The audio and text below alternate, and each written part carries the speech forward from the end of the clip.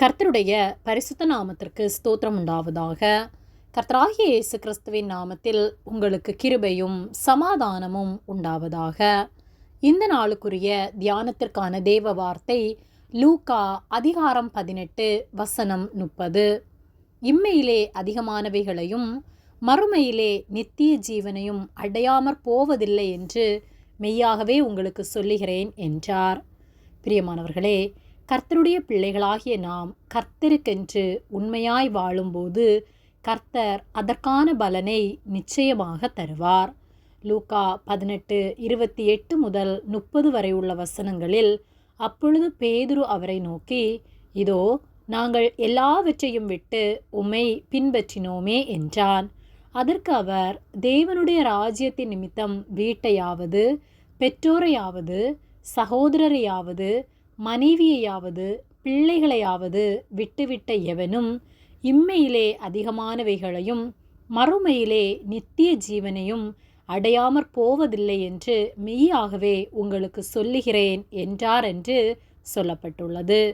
நாங்கள் எல்லாவற்றையும் விட்டு உம்மை பின்பற்றுகிறோமே என்று பேதுரு கேட்டபோது, கர்த்தர் இந்த உலகத்திலே எதையாகிலும் விட்டு எனக்கென்று நீங்கள் உண்மையாக வாழும்போது இம்மையிலே அதிகமானவைகளையும் மறுமையிலே நித்திய ஜீவனையும் நீங்கள் அடையாமற் போவதில்லை என்று சொல்லுகிறார்.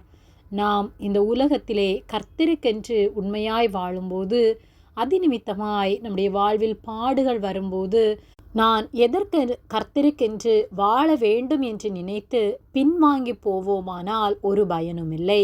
ஆனால் அந்த பாடுகளை நாம் சகிப்போமானால் கர்த்தர் நிச்சயமாக நமக்கு பலனளிப்பார். நாம் நித்திய ஜீவனை பெற்றுக்கொள்வோம். இந்த உலகத்திலே கர்த்தருக்கென்று நாம் பாடுகள் படும்போது, அவருக்காக நாம் சுவிசேஷம் அறிவிப்பது நிமித்தமாக அல்லது நாம் உண்மையாக நீதியாய் வாழ்வது நிமித்தமாய் வருகிற பாடுகளுக்கு நாம் துவண்டு போகாமல் பாடுகளை சகிக்கும்போது கர்த்தர் நிச்சயமாக பதில் தருவார். அவருக்கென்று நாம் காரியங்களை செய்யும்போது அதிநிமித்தமாய் நாம் எதையாகிலும் இழந்து போவோமானால் அதற்கான பலனை நாம் அடையாமல் போவதில்லை. இந்த உலகத்தில் நாம் வாழ்வது ஒரு பரீட்சை.